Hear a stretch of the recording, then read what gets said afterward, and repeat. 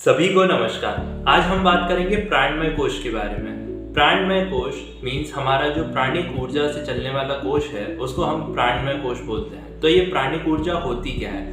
आपने देखा है कि आपका जो पूरा शरीर है वो किसी ऊर्जा से चल रहा है और ये पूरा संसार भी किसी ऊर्जा से चल रहा है। तो वही ऊर्जा जो इस शरीर को या इस संसार को चला रही है उसी को हम प्राणिक ऊर्जा कहते हैं। प्राणिक ऊर्जा हमारे शरीर के अंदर 5 डिफरेंट वे में ये काम करती है।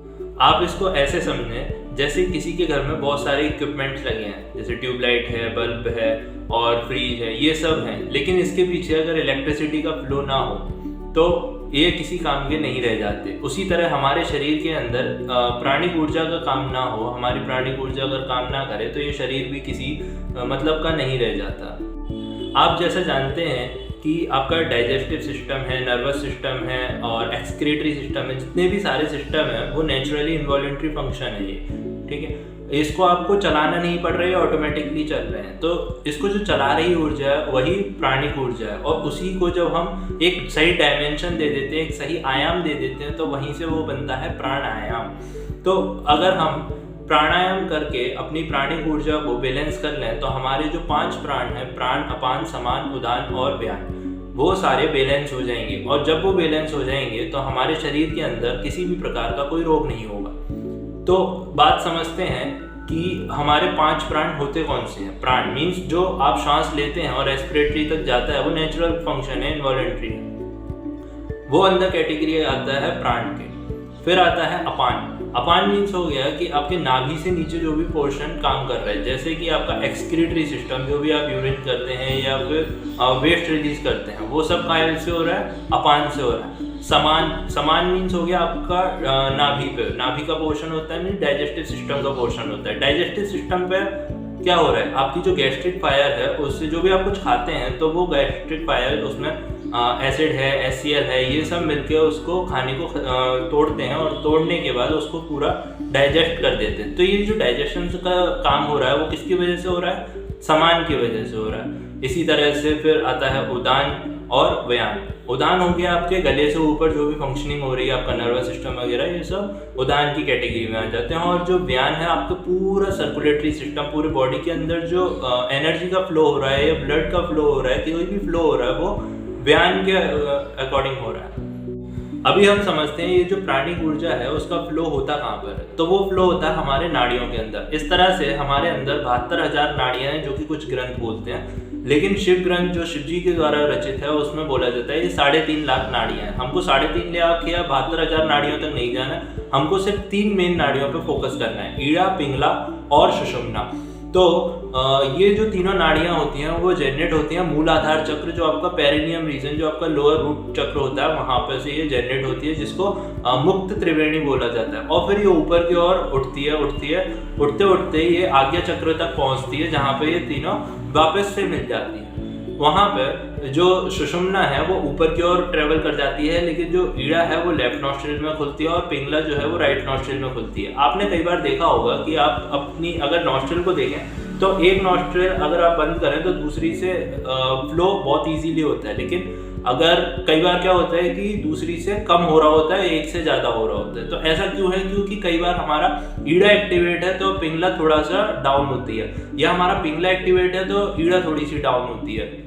ईड़ा मतलब हो गया लेफ्ट नॉस्ट्रिल पर खुलने वाला, जो कि पैरासिम्पैथेटिक नर्व को एक्टिवेट करता है, जो आपके अंदर रेस्ट और डाइजेस्ट की कंडीशन लेके आता है, जो आपको कामनेस देता है, आपको सूदिंग इफेक्ट देता है। यहीं अगर पिंगला नाड़ी की बात करें तो वो होता है सिंपैथेटिक नर्व, जो भी आप फाइट और फ्लाइट वाली कंडीशन रखते हैं, जैसे आप कहीं रनिंग करके आए हैं या फिर आपने कोई एक्सरसाइज किया है या आपने खाना खाया, मतलब आपकी बॉडी इस समय काम कर रही है, ज़्यादा वर्क कर रही है, तो उस समय आपका सिंपैथेटिक नर्व एक्टिवेट होता है। या बहुत हाईली आप अगर एक्टिवेट हैं तो आपका पैरासिम्पैथेटिक नर्व ना होकर सिंपैथेटिक नर्व एक्टिवेट हो रहा होता है। अब हम समझते हैं कि प्राणायाम कैसे किया जाता है। तो सिर्फ सांस को भरना और छोड़ना ही प्राणायाम नहीं है। प्राणायाम होता है कि आप अपने प्राणिक ऊर्जा को एक सही डायमेंशन दे रहे हैं, एक सही आयाम दे रहे हैं, सही फैलाव दे रहे हैं। तो जब आप कॉन्शियसली अपने प्राणिक शक्ति अपनी श्वास पे और अपने ब्रीदिंग पे पूरा ध्यान लगाते हैं, उसको एलोंगेट करते हैं, उसको एक रिदम में रखते हैं, तो आपका जो जितना भी प्राणिक ऊर्जा है, जैसे प्राण, अपान, समान, उदान, व्यान, वो सारे इससे बैलेंस हो जाते हैं।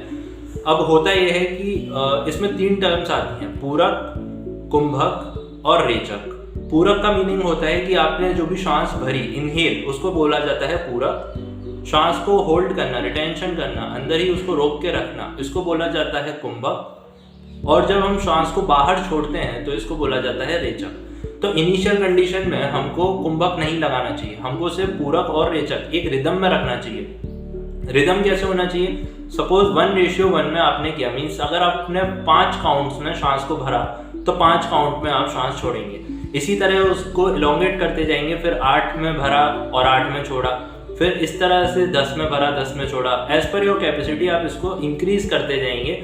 फिर जैसे जैसे इसमें आपकी प्रैक्टिस बढ़ती जाती है आप इसको और इलोंगेट करते जाते हैं। फिर आप 1:2 में कर सकते हैं। आपने जितने में श्वास भरा उसके डबल आप छोड़ सकते हैं। मीन्स आपने अगर 10 में भरा तो आप 20 में छोड़िए, 12 में भरा तो आप 24 में छोड़िए। इस तरह से आप उसको इलोंगेट करते जाते हैं।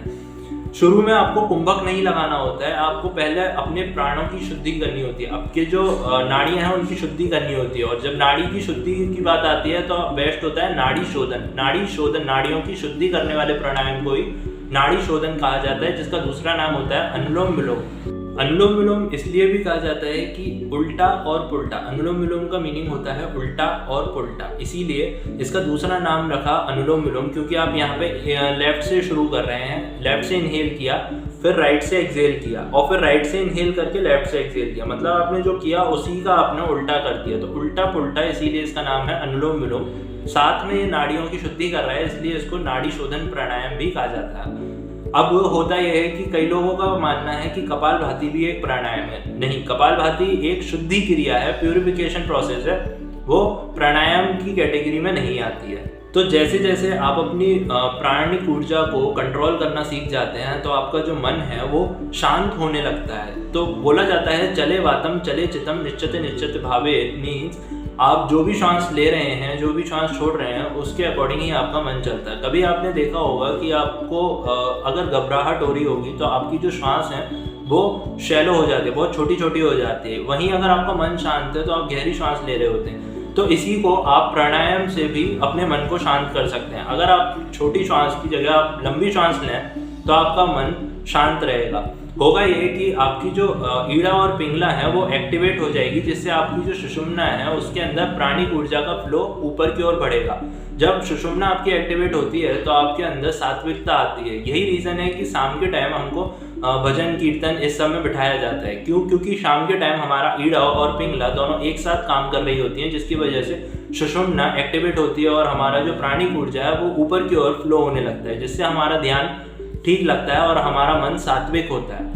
अभी प्राणमय कोश खत्म नहीं हुआ है। प्राणमय कोश के बारे में अभी जानने के लिए बहुत सारी डेप्थ है, लेकिन हम धीरे धीरे आगे आने वाले समय में इसको और डेप्थ में ले जाके समझेंगे। अभी हम इसको इतना ही समझेंगे। तब तक के लिए सभी को नमस्ते।